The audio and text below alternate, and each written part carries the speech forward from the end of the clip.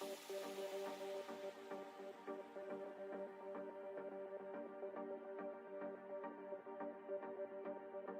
nombre es Yasmin Colindres y yo les voy a hablar acerca de Ivan Pavlov. Bueno, Ivan Pavlov nació en 1849 y murió en 1936. Fue un fisiólogo y un psicólogo ruso. Cursó estudios de teología que abandonó para ingresar a la Universidad de San Petersburgo y estudiar medicina y química. Una vez doctorado, amplió sus conocimientos en Alemania, donde se especializó en fisiología intestinal y en el sistema circulatorio. En 1890 sentó plaza de profesor de fisiología en la Academia Médica Imperial. Ahora voy a hablar acerca de su teoría, que es el conocimiento clásico. El condicionamiento clásico es un tipo de aprendizaje y comportamiento que consiste en aparear un estímulo natural con su respuesta natural y conectarlo con un segundo estímulo para generar una respuesta que no se dé naturalmente. De otra manera, el condicionamiento clásico es el mecanismo más simple por el cual los organismos pueden aprender acerca de las relaciones entre estímulos y cambiar su conducta en conformidad con las mismas. El condicionamiento clásico también permite a los seres humanos y animales aprovecharse de la secuencia ordenada de eventos de su ambiente y aprender que estos estímulos tienden a ir con qué eventos. Se enfoca en el aprendizaje de respuestas emocionales o psicológicas involuntarias, como el temor, el incremento del ritmo cardíaco, salivación, sudoración, etc. En ocasiones llamados respondientes porque sus respuestas automáticas o también por sus estímulos. A través del proceso del condicionamiento clásico es posible capacitar a animales y humanos para reaccionar de manera involuntaria a un estímulo que antes no tenía ningún efecto. El estímulo llega a producir o generar la respuesta de forma automática. El experimento de Ivan Pavlov, el origen de esta aportación se encuentra en el experimento de Ivan Pavlov con los perros, uno de los experimentos más famosos de la historia de la psicología. Pavlov observó que al ponerle comida a un perro salivaba, lo que llamó reflejo salivar. Sin embargo, también llegó a percibir que el perro era capaz de salivar solo con ver u oler la comida. Así pues, centró su estudio en las llamadas secreciones psíquicas, secreciones producidas por las glándulas salivales en ausencia de comida en la boca. Es por ello que cada vez que le ponía comida al perro hacía sonar una campana justo antes de dársela, para que el perro asociara la campana con la comida que recibía instantáneamente después. Después de varias asociaciones entre la campana y la comida, el perro salivaba solo con escuchar la campana, independientemente de si había comida posteriormente. Con ello se lograba que la campana, un estímulo neutro y sin significado para el perro, antes de la serie de asociaciones, provocara la misma respuesta que la comida, en este caso la salivación.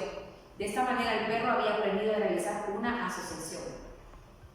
Tenemos lo que es el estímulo neutro, EN, estímulo sin significado e incapaz de producir una respuesta que refleja, en este caso, es la campana. El estímulo incondicionado, EI, estímulo que genera una respuesta en el organismo de manera innata y automática.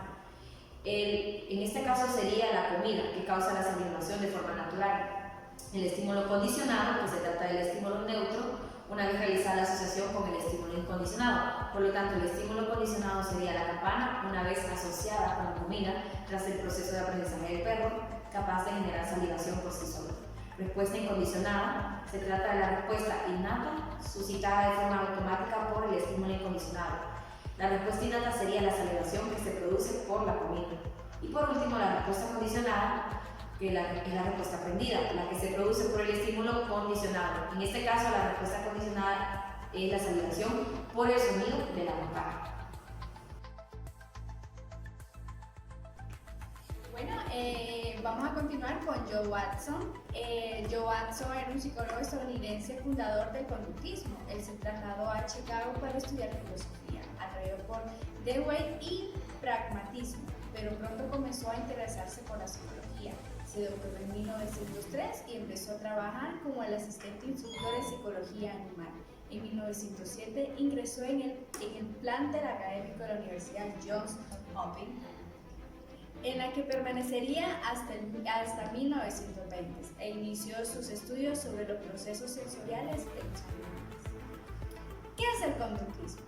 Teoría psicológica del aprendizaje que se ocupa principalmente de los estímulos que inciden en los órganos sensoriales de un organismo y de la respuesta que dichos estímulos provocan, al igual, podemos preguntarnos qué es el aprendizaje. Se define como la adquisición de nuevas conductas o comportamientos. George Watson se encuentra en una de las figuras principales y de teorías también lo podemos observar que está Pavlov y Edward Thorndike. Podemos decir que los teóricos del conductismo, de lo que podemos observar que está Watson, está Guthrie, Hull, Albert Bandura, Goldman, Honskin, Skinner, Thorndike y Pavlov. Su convencimiento de que las referencias a los acontecimientos de la mente y la conciencia no podían someterse a ningún criterio objetivo y suscitaban una problemática pseudocientífica le llevó a la utilización de los únicos datos objetivos existentes en el análisis psicológico, es decir, aquellos que proporcionaba la conducta exterior.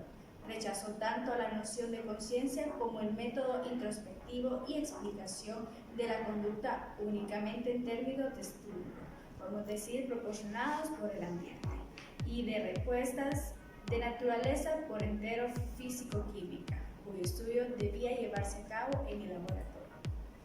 Podemos decir que la teoría de Watson afirma que estamos totalmente dependientes del ambiente, asumió el esquema de estímulo y respuesta.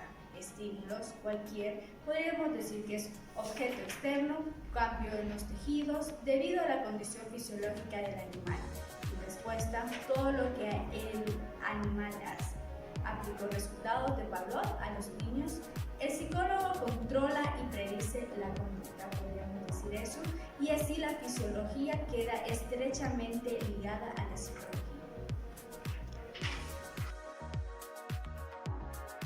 Bueno, yo les vengo a hablar sobre la teoría de Skinner. Él nació el 20 de marzo de 1904 en la ciudad ferroviaria de Pensilvania. Skinner tuvo una niñez muy feliz. Explotaba lo que era la campiña a su alrededor y se mostraba un interés intuitivo por varios aparatos. Estos incluían sus dispositivos de flotación para separar fresas maduras con las verdes y una máquina de movimiento perpetuo. En 1928 él comenzó a empezar a estudiar psicología en la escuela donde se graduó, que fue Harvard. Leyó mucho para poder compensar la falta de cursos previos y estudió asiduamente muchas otras teorías para poder compensar también. El primer animal con el cual experimentó fue una ardilla. Pronto cambió por las ratas de laboratorio para poder así investigar sobre el aprendizaje. En sí, la teoría de Skinner trata de la conducta basada por los principios del reforzamiento. En esta teoría se descubre cómo influye en las conductas sus fenómenos conocidos popularmente por la recompensa y el castigo. Este enfoque se centra en predecir y controlar la conducta manifiesta y observarla. Dicha conducta puede ser registrada confiablemente por observadores independientes. Skinner aseguraba también que es ilógico considerar que los rasgos de personalidad como la extroversión o los motivos internos como la autorrealización o la ansiedad pueden ser causas de la conducta. Él llamaba conductismo radical para distinguirlo de otras teorías del aprendizaje, que incluyen algunas como la de los impulsos de Dollar y Miller, las variables cognitivas como la de Mitchell y la de Bandura. A muchos conductistas modernos, la negativa radical que consideraban variable era la interventora. Es innecesaria e impide el desarrollo de esta teoría psicológica. El sentido común nos dice que los pensamientos pueden causar conducta. Pensé en mi amigo de modo que lo llamé por teléfono. El contexto evolutivo de la conducta operante. Los seres humanos son adaptables, aprenden a ajustarse a sus ambientes, más que los animales inferiores. Los seres humanos pueden aprender a responder de formas diferentes, defendiendo lo que sea adecuado en situaciones determinadas.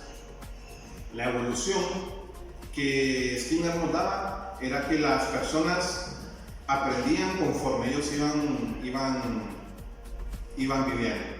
Skinner también describía el conocimiento operante como la sección de la conducta por medio de sus consecuencias. Si hacían algún gesto, algún acto positivo, pues se les premiaba, y si no, pues se les daba un castigo. Y los principios en los que fundamentó su teoría, pues existen dos maneras de poder incrementar la frecuencia de una respuesta, que es el reforzamiento positivo y el reforzamiento negativo. Estas dos formas de disminuir la frecuencia de las respuestas también se puede hacer mediante el castigo o la extinción. El reforzamiento corresponde a lo que habitualmente llamamos como recompensa. Skinner no usaba el término de recompensa porque tenía connotaciones tales como el placer, que no son directamente observables.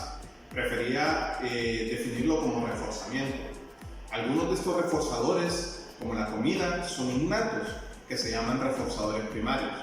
Algunos otros, como el dinero y el elogio, se pueden convertir en reforzadores efectivos después de aprender el valor que tienen cada uno de estos, y se pasarían a tener una denominación como reforzadores secundarios.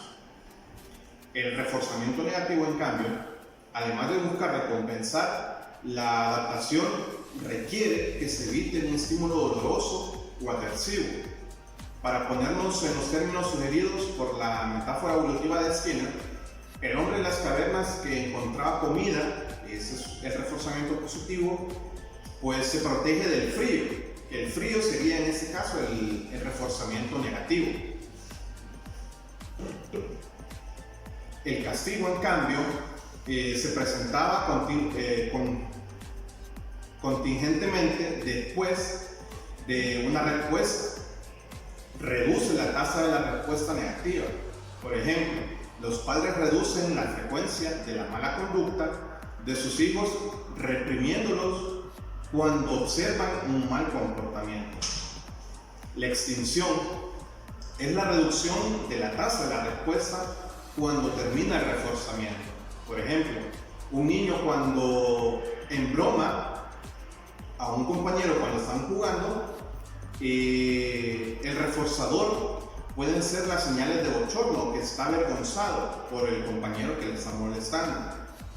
En cambio, el modelamiento implica que el reforzamiento de aproximaciones sucesivas a la conducta deseada, al principio ocurre una respuesta que solo se aproxima, que es similar a la conducta final deseada.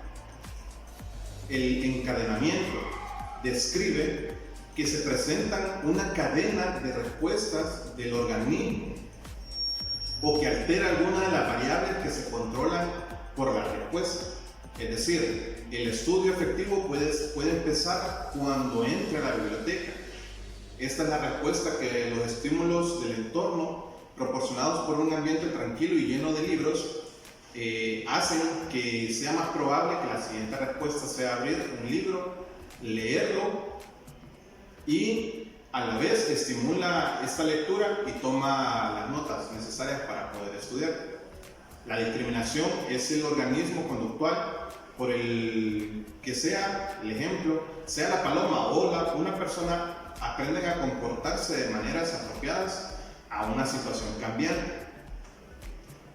La generalización, en cambio, es la respuesta que no se limita por completo a los estímulos discriminativos presentes durante el entrenamiento. Los estímulos similares discriminativos también producen respuestas. Un perro entrenado a ladrar cuando el amo dice habla, probablemente ladrará siempre que alguien le diga que habla. La conducta supersticiosa, siempre que hacemos algo que es seguido por un reforzador, tendemos a repetir esta misma acción, incluso si el reforzamiento que lo produjo directamente por lo que lo hicimos. A continuación, les vengo a hablar sobre la teoría de los constructos de la personalidad de George Kelly. George Kelly nació en 1905 en una granja de Perth, Kansas, hijo único en una familia encabezada por un ministro presbiteriano. Tuvo estudios de ingeniería, se graduó en educación y ejerció como psicólogo educativo. La teoría de los constructos de George Kelly es una de las teorías más importantes en los últimos tiempos, en pos de gestionar la conducta de personalidad. La psicología de los constructos de Kelly nos hace insistencia en los pensamientos de la persona y se centra en la experiencia fenomenológica del individuo. Es algo similar a la teoría humanista, salvo al tema de la motivación. Esta perspectiva nos hace mención de los constructos y conceptos, como la metáfora de la personalidad o del hombre científico, que describía al ser humano como un científico, ya que según este concepto, así un científico maneja la teoría. Para plantear observaciones, una persona recurre a constructos personales para predecir lo que sucederá. Ahora vamos a hablar sobre algunas definiciones de conceptos que nos daba Kelly. Por ejemplo, un constructo es un concepto, la definición que le damos a algo no tangible, a algo que sabemos que existe pero es difícil o controvertido de definir. Por ejemplo, la personalidad o la inteligencia que posee una persona. ¿Qué es un corolario? Es una consecuencia obvia o inevitable que no necesita demostración. Se desprende de ciertos antecedentes. Por ejemplo, 1 más 1 es igual a 2. El exceso de consumo de bebidas alcohólicas causa embriaguez. También nos hablaba sobre el ciclo de la experiencia. En este caso tiene 5 puntos. El primero es la anticipación, inversión en el resultado, encuentro con el evento, confirmación o desconfirmación y revisión constructiva. Cuando nos explicaba este ciclo, Kelly nos decía que la anticipación es cuando nos imaginamos cómo va a ser determinado elemento al momento de realizar una actividad. La inversión en el resultado es la preparación para el mismo. Encuentro con el evento es ya desarrollando la actividad. La confirmación o desconfirmación es cuando nos damos cuenta de si el planteamiento de nosotros salió bien o salió mal. Y la revisión constructiva es ver si todo funcionó de acuerdo a lo planeado. Hablaba también sobre aflojar y apretar los constructos. En este tema hablaba de las mentes cerradas y las mentes abiertas. ¿Qué características tienen? Por ejemplo, una persona con mente cerrada se lamenta demasiado, para él todo es imposible, se estanca, sufre por lo que dirán, entre otras cosas. Mientras que una persona que posee una mente abierta aprende, sigue adelante, acepta las críticas y maneja el miedo y el estrés. Continuando con la teoría de George Kelly, vamos a enfatizar acerca de los colorarios. El colorario de la construcción nos dice que nos anticipamos de la confirmación de nuevos constructos. Existen constructos verbales y verbales. En terapia se busca localizar todos los constructos. El colorario de la experiencia, el sistema de construcción de una persona varía a medida que construye sucesivamente las réplicas de los eventos. La gente cambia con la experiencia, las direcciones de este cambio varían de manera individual y pueden entenderse a partir de los colorarios que se explicarán más adelante. El colorario de la elección nos dice que una persona elige para sí misma en un constructo dicotomizado, la alternativa con la cual anticipa la mayor posibilidad de extensión y definición de su sistema. El colorario de la dicotomía, el sistema de constructos personal está compuesto por un número infinito de constructos dicotonómicos, que se divide en dos, el constructo permeable y el constructo concreto. El colorario de la modulación es la variación en el sistema de construcción de una persona cuando está limitada por la permeabilidad de los constructos en cuyos rangos de convivencia radican invariantes. El colorario de la organización, para una correcta adaptación de las personas tenemos relaciones marginales en nuestros constructos, que están los periféricos y los centrales. El colorario del rango, un constructo solo es conveniente para la anticipación de un rango finito de eventos. El rango de conveniencia se refiere a los eventos en los que sí se aplica un constructo. El colorario de la individualidad, las personas difieren entre sí en sus construcciones de los eventos.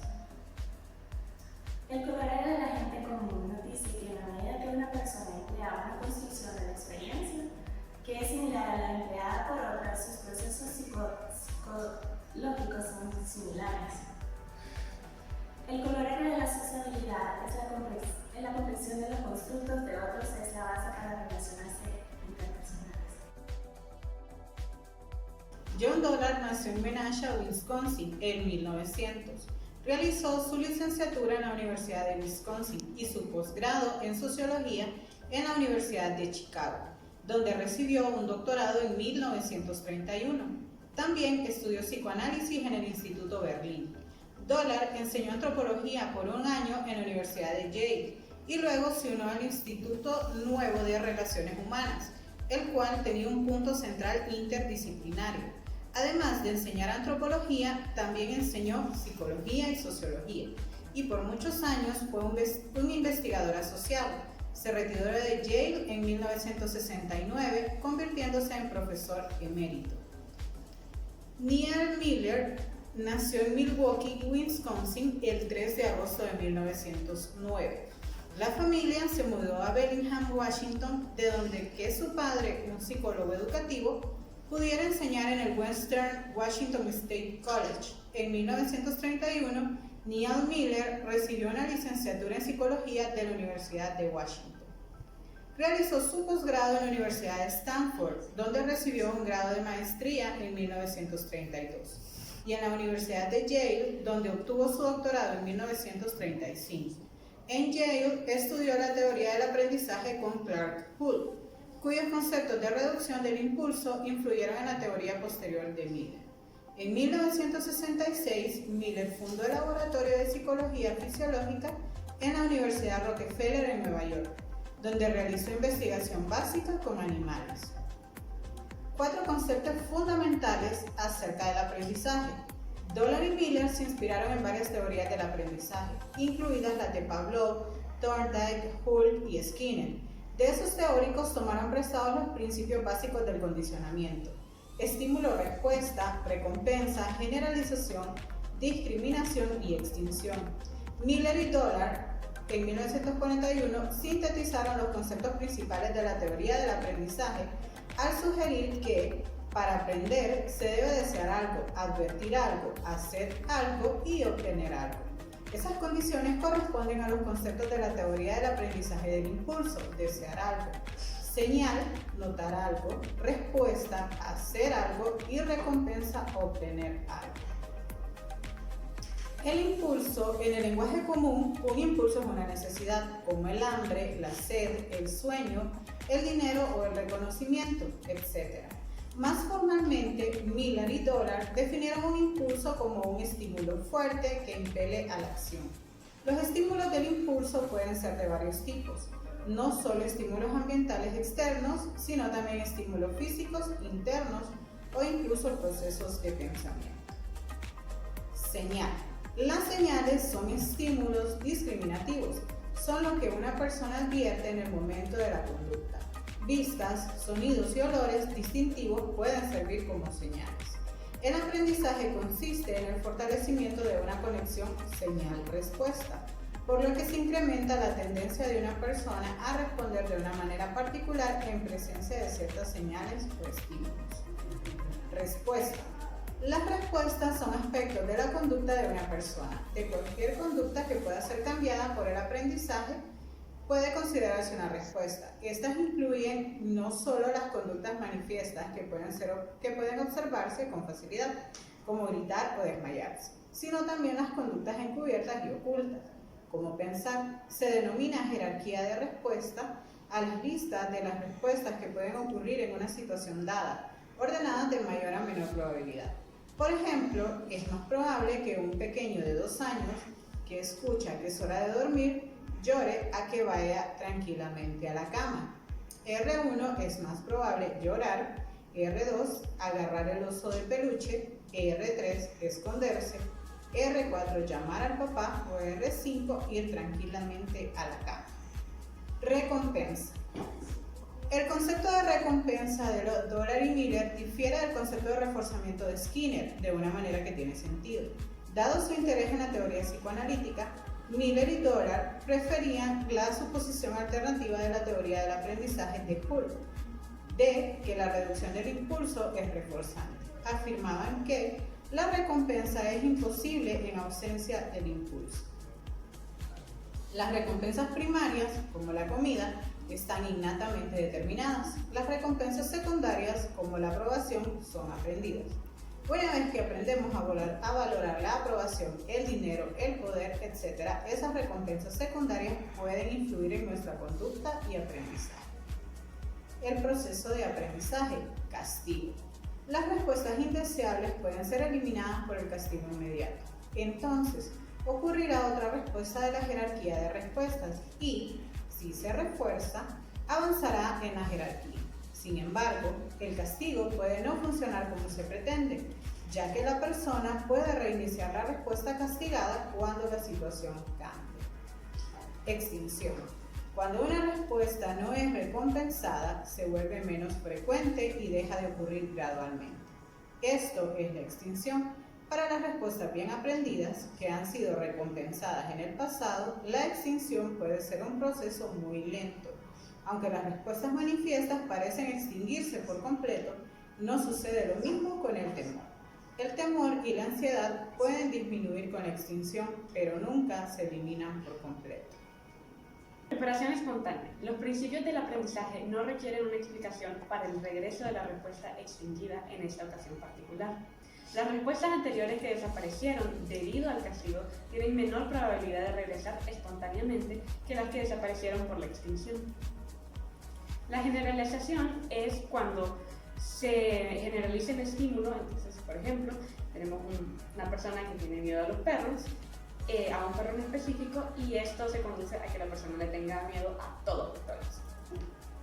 La discriminación es cuando la persona solo responde de una manera específica si hay un estímulo específico. Por ejemplo, un niño solo hace sus tareas si está su madre presente, pero no la va a hacer si está su abuela o su padre presente.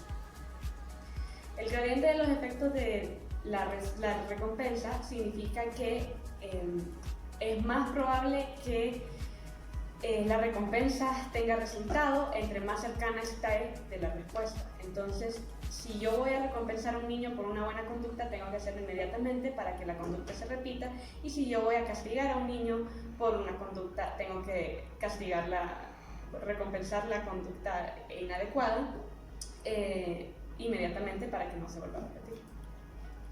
La respuesta anticipatoria es la respuesta que preceden las recompensas, son fortalecidas y a medida que se fortalecen tienden a ocurrir cada vez más pronto, conforme se repiten la secuencia conductual, es decir, se convierten en respuestas anticipatorias. Esta tendencia de las respuestas a volverse anticipatorias a menudo es adaptativa. Aprendemos a alejar la mano de una estufa caliente cada vez más rápidamente y a la larga ni siquiera la tocamos. La conducta se vuelve más eficiente. El aprendizaje por imitación. Dollar y Miller revolucionaron el campo de la psicología porque introdujeron el aprendizaje por imitación, la capacidad de los humanos de aprender observando a otras personas hacer las cosas. Este aprendizaje por imitación se divide en varias formas. Está la misma conducta, que es un niño que imita la conducta de la persona y es necesario que tanto la conducta como las señales que la controlan sean las mismas. También tenemos el copiar. A menudo lo que se aprende por imitación no es precisamente lo mismo que ha aprendido el modelo. En la copia, el aprendiz está consciente de la discrepancia entre su conducta y la del modelo e intenta reducirla. La conducta igualada dependiente. En la conducta igualada dependiente, como en la copia, el aprendiz produce una respuesta que iguala la respuesta del modelo y depende de que el modelo proporcione una señal para la conducta. También tenemos los 4 periodos críticos de entrenamiento que se parecen a las fases de Freud. Tenemos la alimentación, que es recompensante porque reduce el impulso del hambre. En consecuencia, se fortalecen las respuestas del lactante que emite justo antes de ser alimentado. Se desarrollan rasgos generales de carácter de apatía y aprensión. Un niño alimentado apropiadamente, cuando tiene hambre y está en un contexto interpersonal cálido, desarrolla amor por la madre y, por generalización, una personalidad sociable.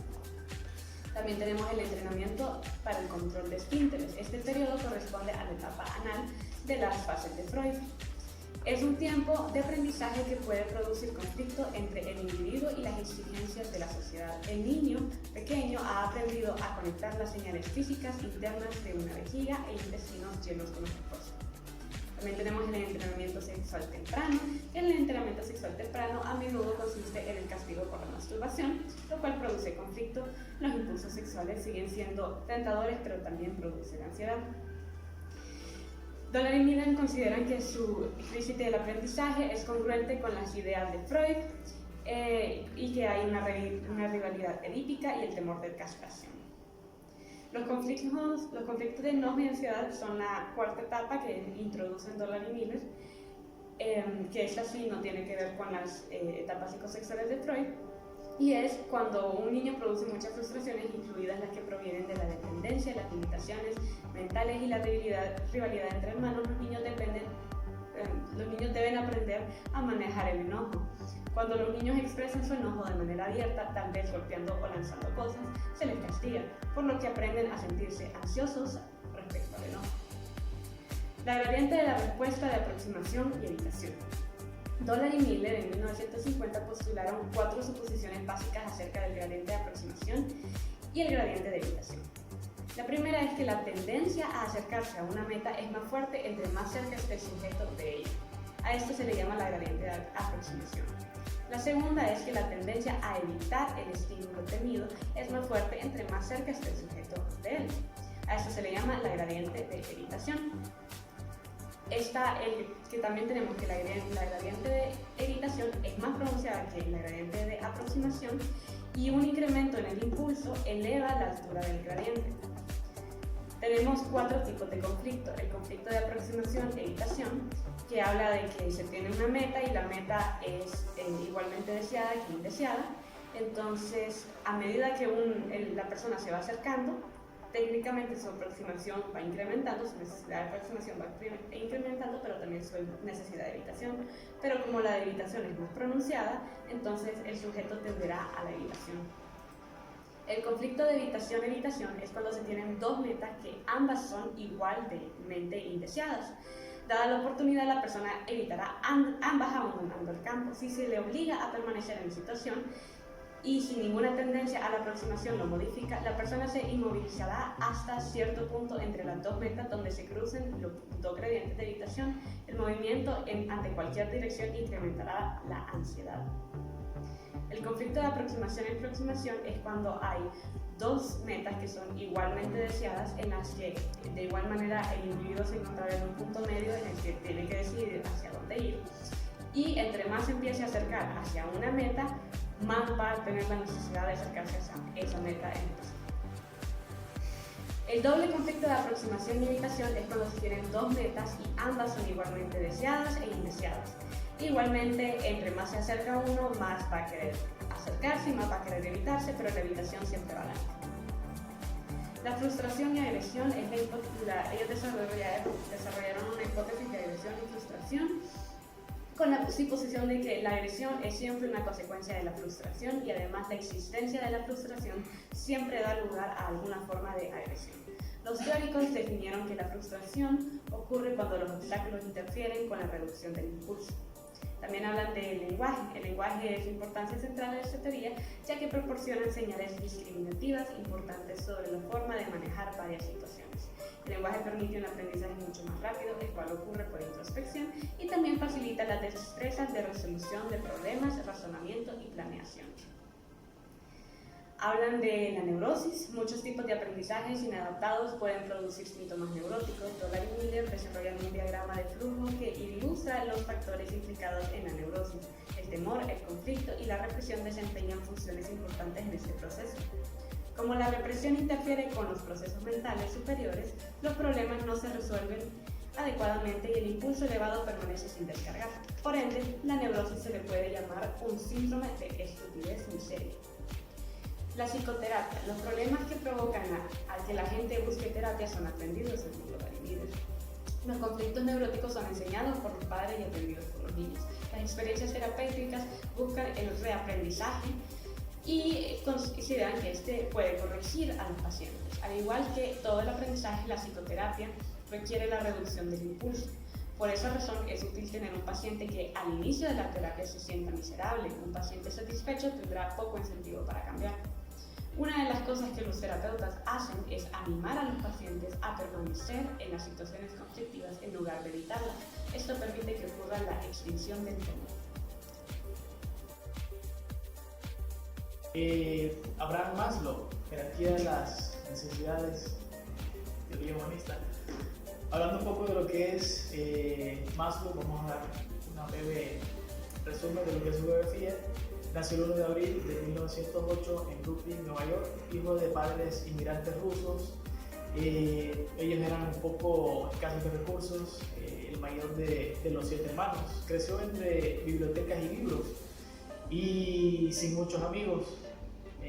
Era intelectualmente sobredotado, quizás por esto era que no tenía muchos amigos. Su coeficiente intelectual era de 195. Estudió en la Universidad de Leyes por deseo de sus padres, pero a las 2 semanas decidió abandonarla porque consideró que no era lo que él deseaba. 2 semanas después de haber hecho eso, se introdujo pues, en la psicología para tema de estudios. Se casó con su prima, Berta Gutmann, cuando tenía 20 años. Comenzó una línea de investigación original estudiando el comportamiento sexual y, bueno, con primates, básicamente. Posteriormente él haría su teoría. Conoció varios psicólogos, entre ellos Alfred Adler, Karen Horney, Edward Thorndike, Eric Fromm y también varios psicólogos de la corriente Gestalt y freudianos. Se convirtió en un profesor y jefe del departamento de psicología de la Universidad de Rice. Y además su carrera pues, fue administrador de una compañía familiar y también fue integrante y líder de varios grupos profesionales, incluidos la Sociedad para el Estudio Psicológico. También dentro de ellos fue el que apoyó una fundación que era para el potencial humano, el primer centro de crecimiento del mundo, ¿verdad? Que posteriormente se desarrollaría un poco de terapia. La visión de Maslow de la psicología, él desconfiaba de los métodos de la corriente principal de la psicología en ese momento. Decía que en lugar de iluminarnos, los métodos científicos tradicionales, que en ese momento pues, estaban en auge, impedían el conocimiento pleno de la naturaleza humana. Para él, la metodología científica tradicional estaba centrada en el método. Él recomendaba más bien una experiencia centrada en el problema y no en el método, en la cual se diese mayor prioridad a los temas a ser investigados que a los mismos métodos que se investigaban. Cabe destacar que no quería desechar por completo los métodos científicos, sino que quería complementarlos con su teoría. Ya en sí, en lo que es la teoría que él plantea, se llama jerarquía de las necesidades, comprende o bosqueja un proceso de crecimiento desde las necesidades más básicas, incluyendo las necesidades fisiológicas, que compartimos incluso con los animales, hasta las motivaciones más elevadas que se desarrollan cuando los seres humanos logran alcanzar su potencial o su máximo potencial. Creía que la gente se desarrollaba a través de varios niveles hacia un potencial completo, aunque no todos alcanzan este nivel superior de autorrealización que vamos a mencionar al final, ¿verdad? Lo que él llama una pirámide, o lo que se conoce como pirámide de las jerarquías. Como primera escala o etapa se encuentran las necesidades fisiológicas, esenciales para la supervivencia humana y animal. Dentro de ellas, pues, destaca comida, agua, descanso, refugio y sexo.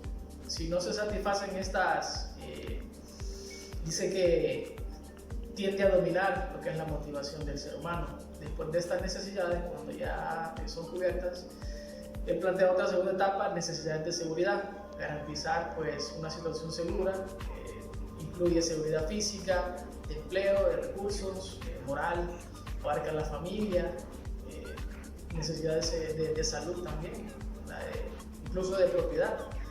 Y como segunda etapa o segundo escalón, él menciona lo que es la necesidad de pertenencia y amor, ¿verdad? Una vez que la persona ha pues, satisfecho las necesidades primarias, primeras dos, él menciona esta tercera etapa.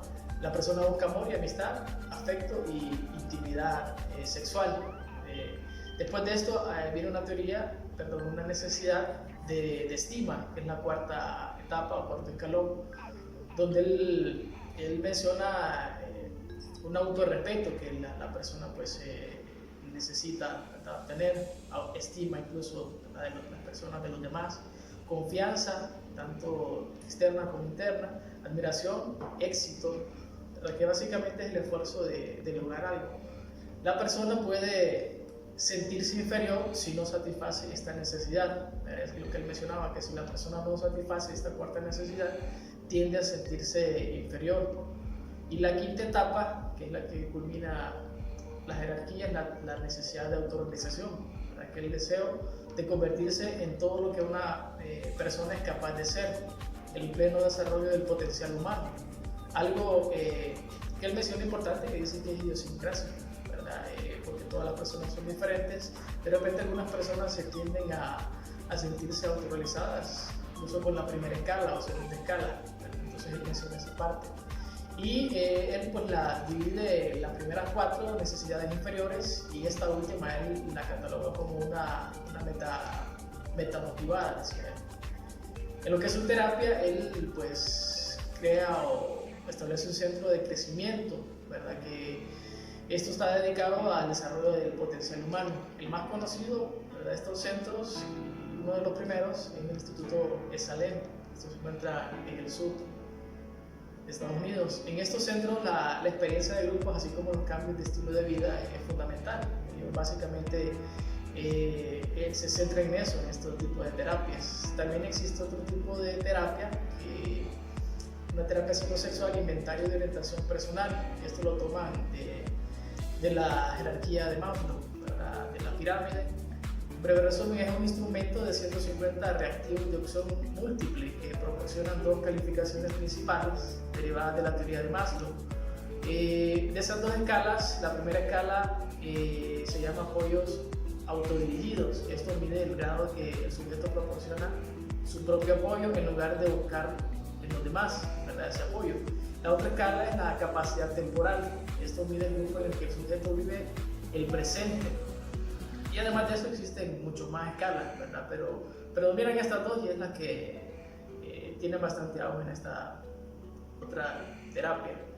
Y eso fue lo que es el resumen de la teoría de Abraham Maslow. Voy a hablar sobre la teoría de Carl Rogers.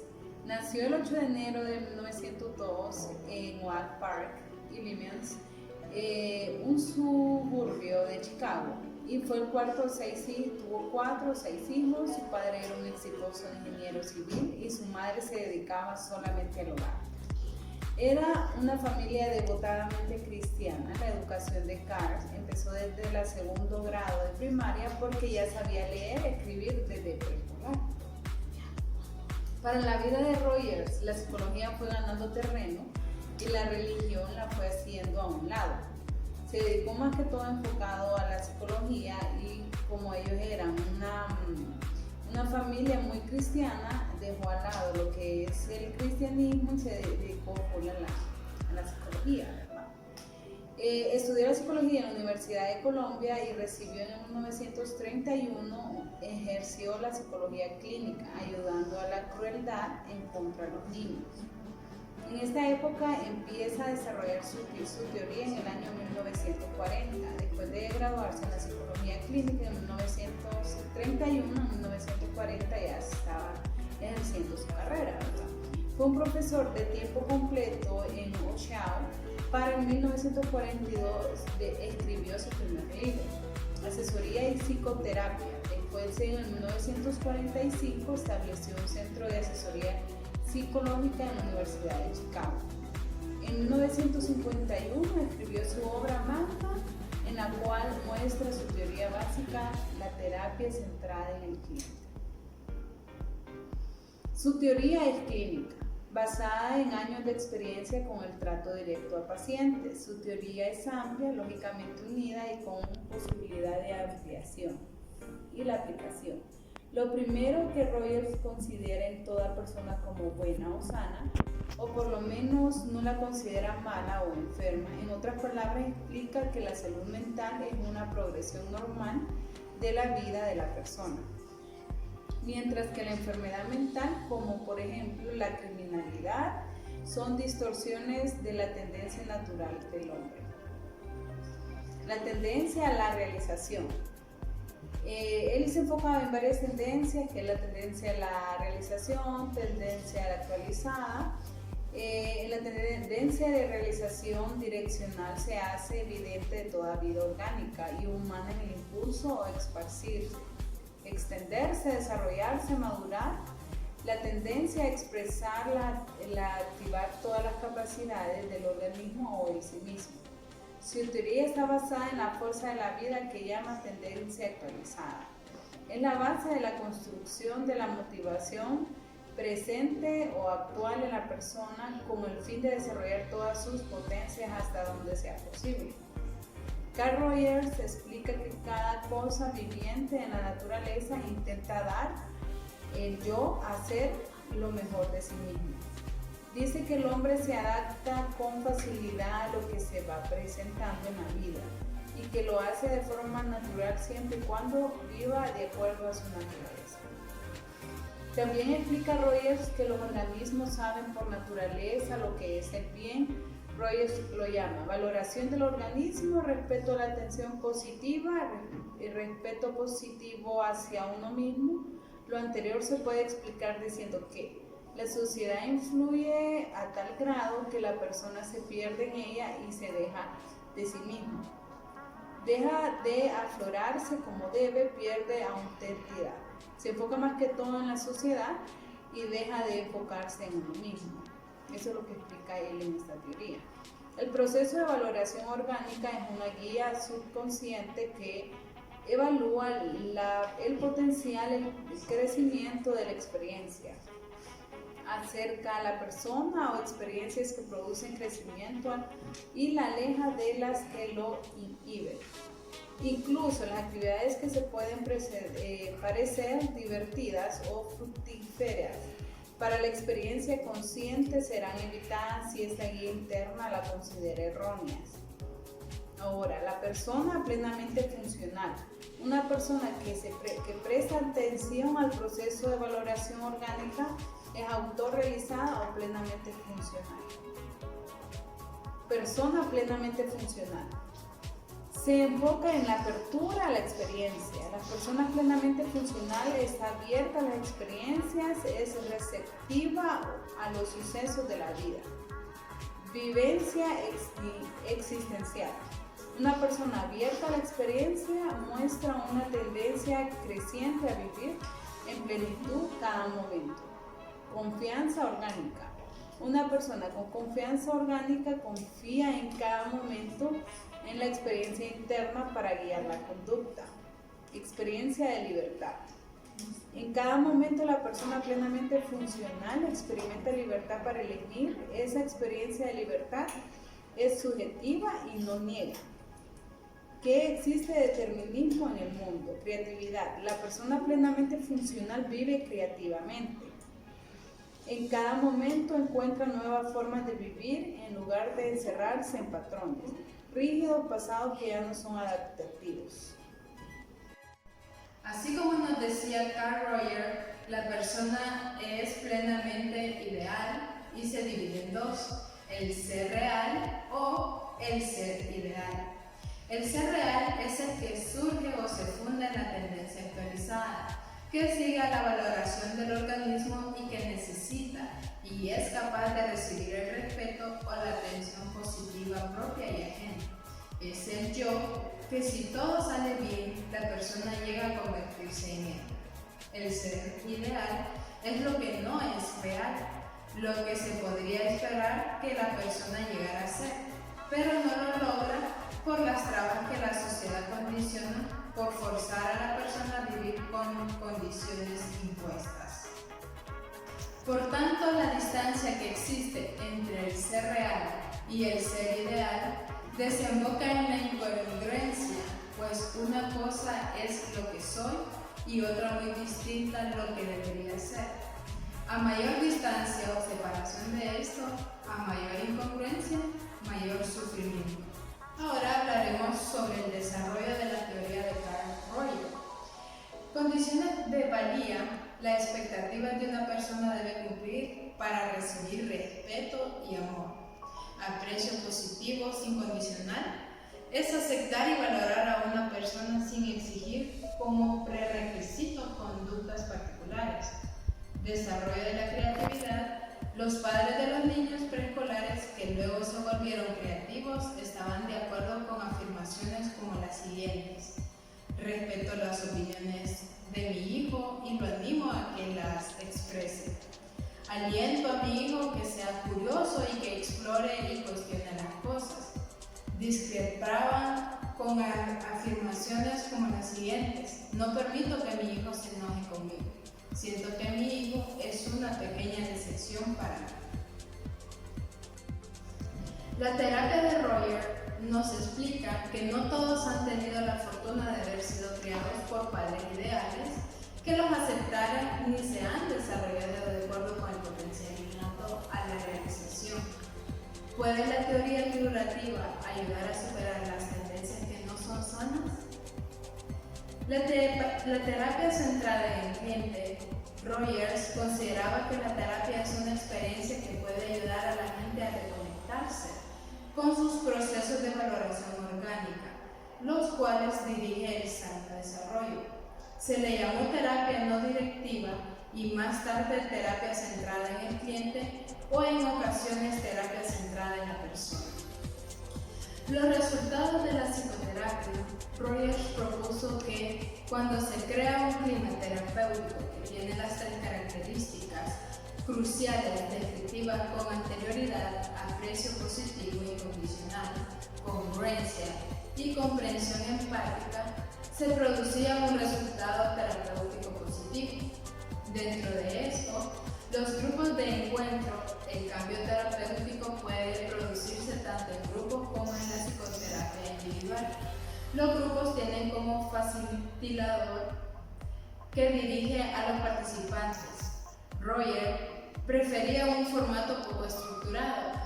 Iniciaba sus grupos con escasa estructura, a menudo con algo tan simple como la afirmación: aquí estamos. Podemos hacer de esta experiencia de grupos exactamente lo que deseamos.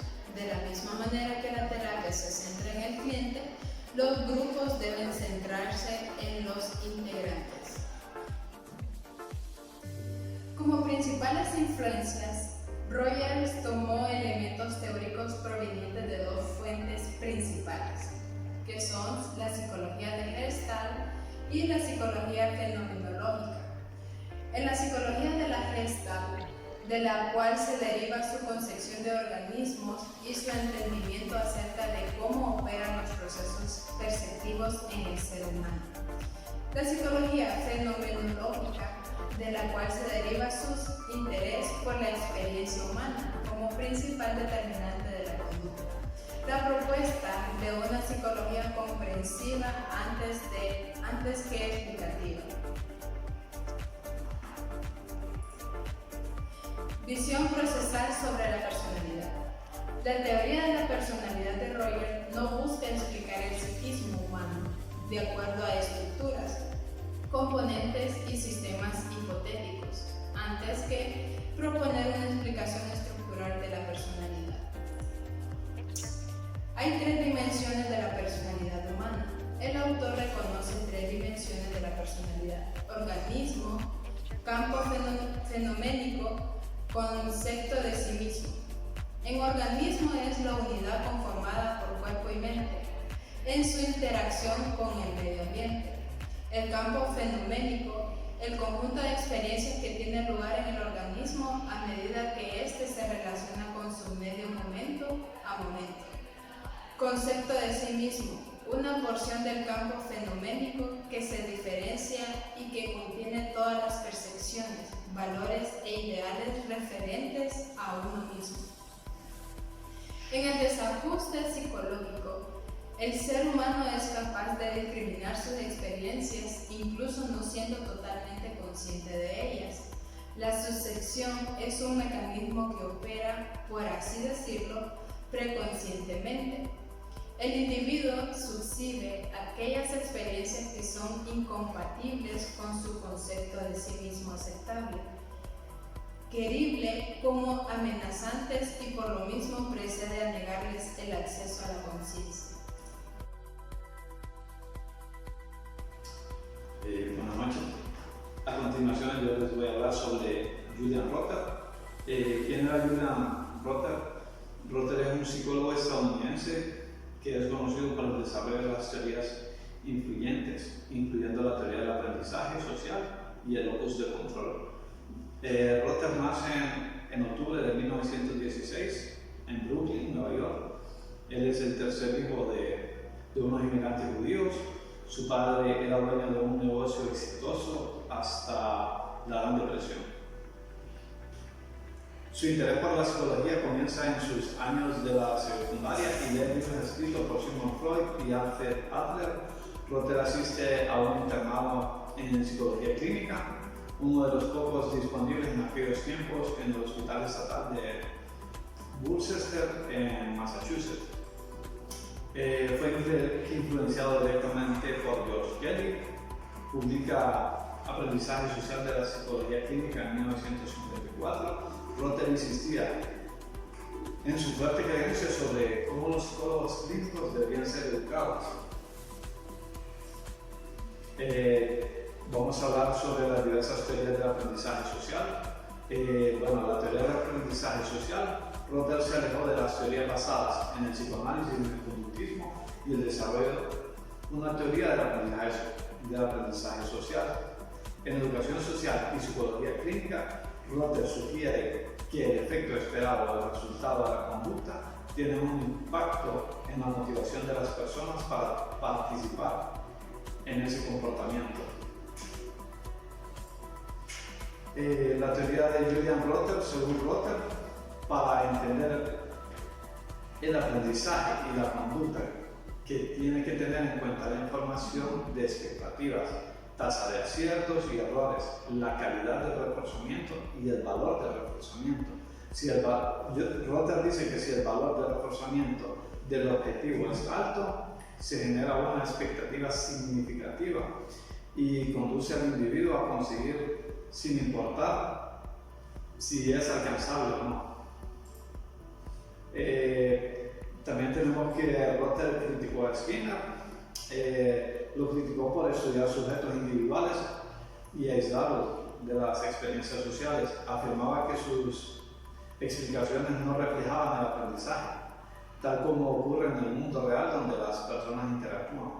Por estudiar las respuestas de los sujetos animales a estímulos simples, por considerar que dicha investigación solo proporciona un punto de partida para entender la conducta humana más compleja.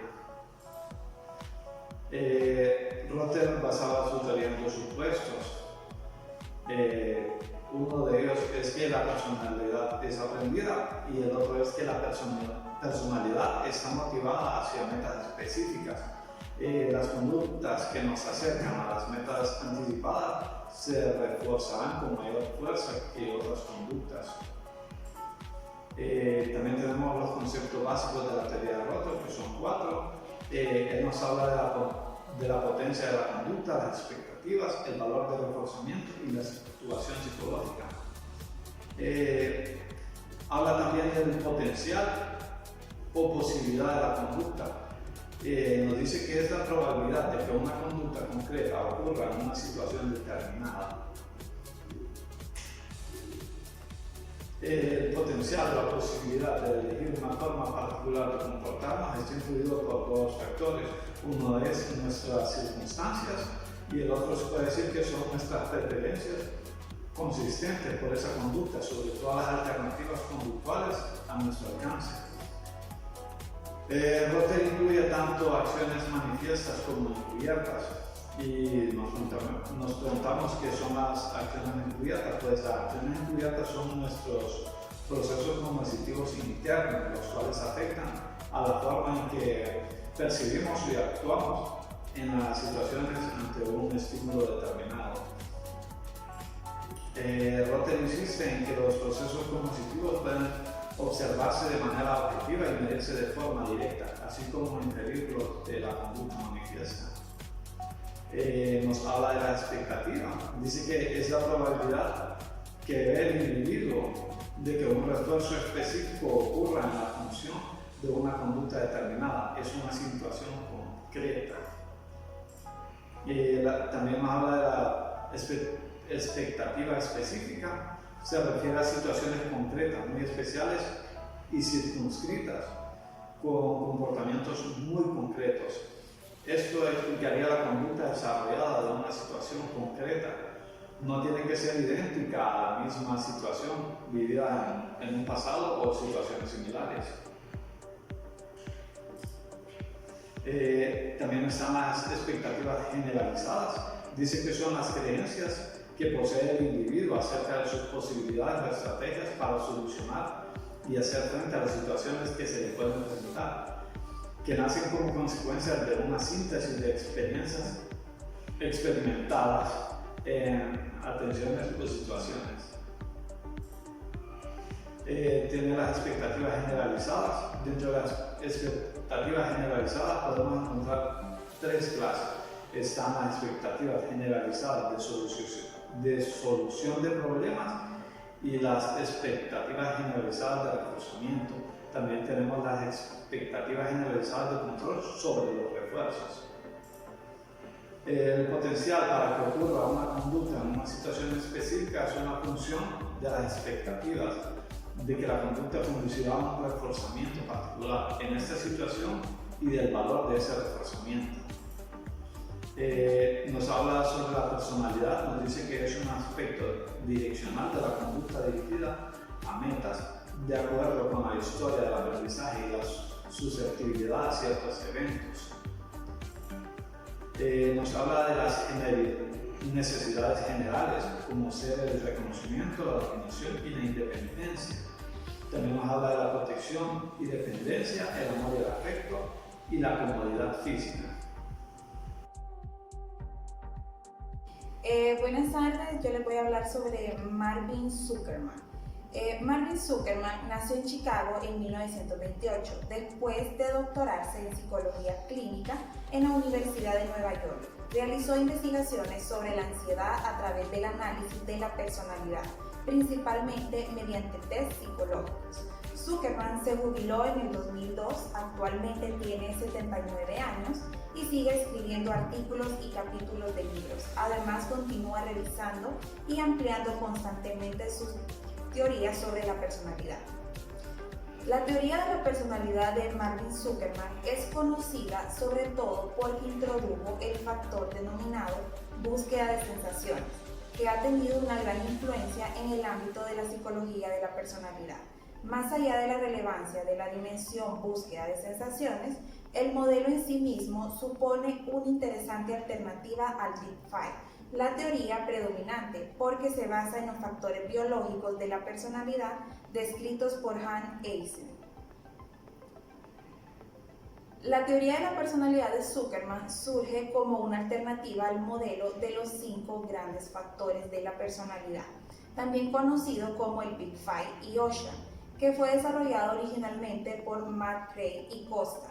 La principal crítica de este autor al Big Five es la presencia de factores culturales, en particular la dimensión apertura a la experiencia.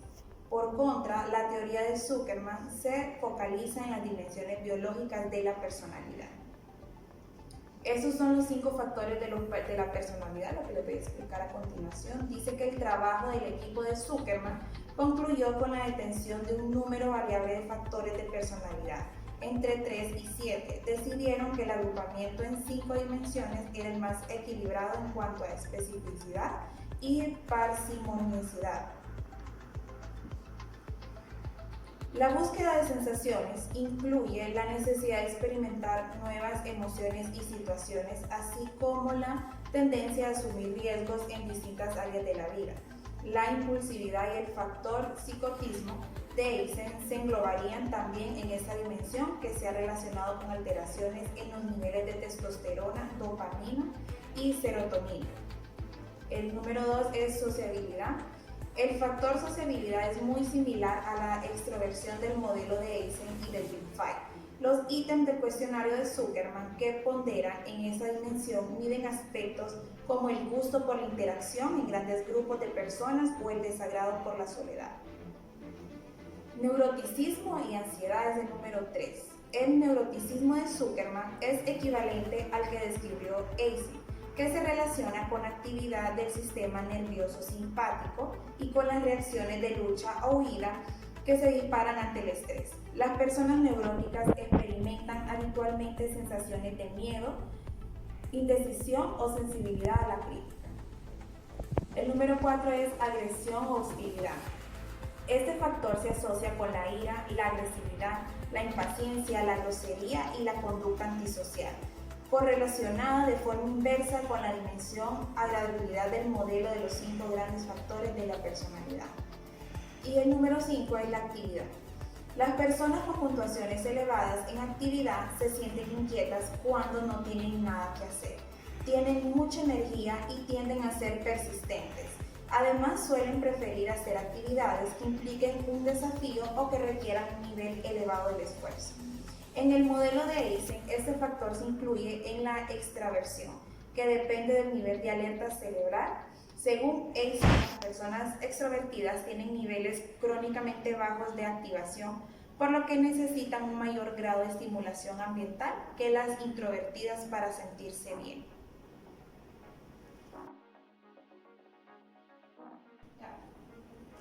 Ahora vamos a hablarles acerca de Martin Seligman, de la psicología positiva. Martin Elias Peter Seligman nació el 12 de agosto de 1942 en el estado neoyorquino de Albany, en Estados Unidos. En Albany estudiaría durante la educación primaria y secundaria. Una vez finalizada, se matricularía en la Universidad de Princeton para cursar la carrera de filosofía en 1960.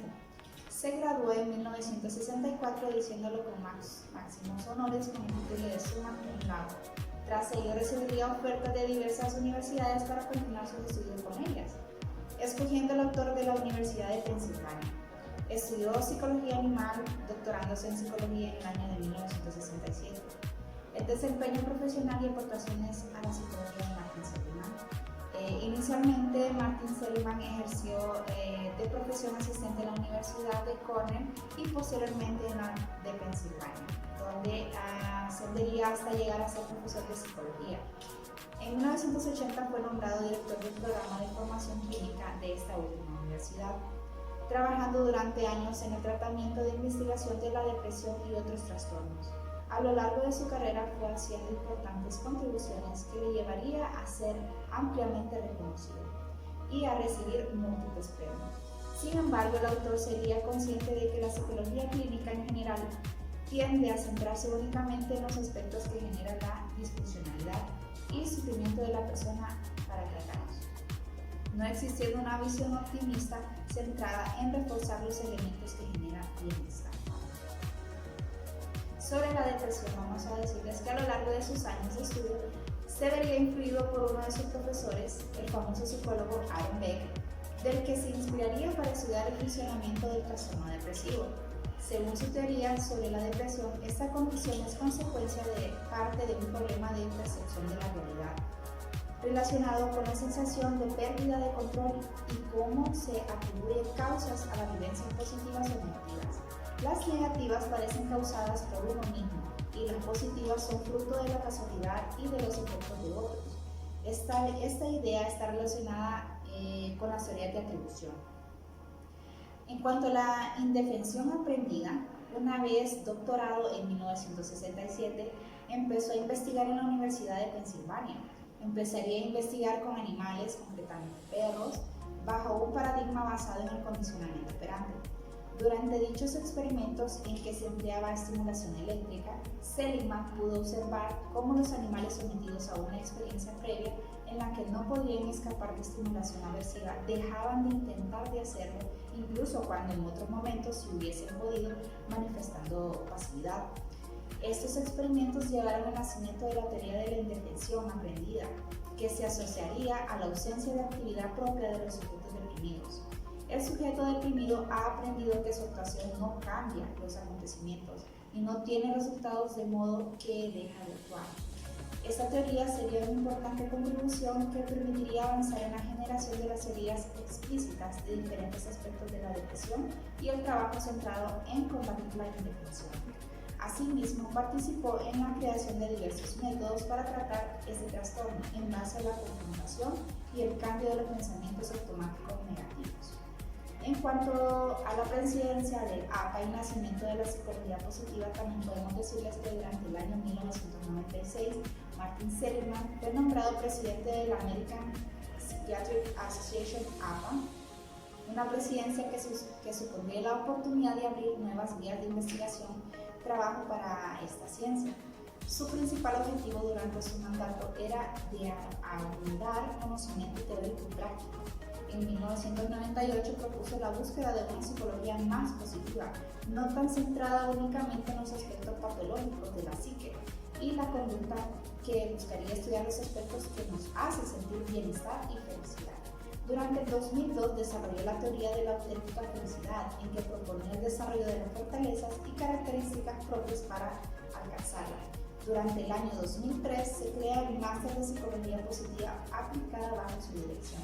A partir del 2005 fue nombrado director del Departamento de Psicología de la Universidad de Pensilvania. En 2010 reformula su teoría de la autenticidad de la felicidad, apareciendo la teoría del bienestar y el modelo PERMA, en el que se estudia lo que las personas eligen para aumentar su nivel de bienestar, incluyendo la emoción positiva, las relaciones positivas, el involucramiento y el significado en cuanto al compromiso.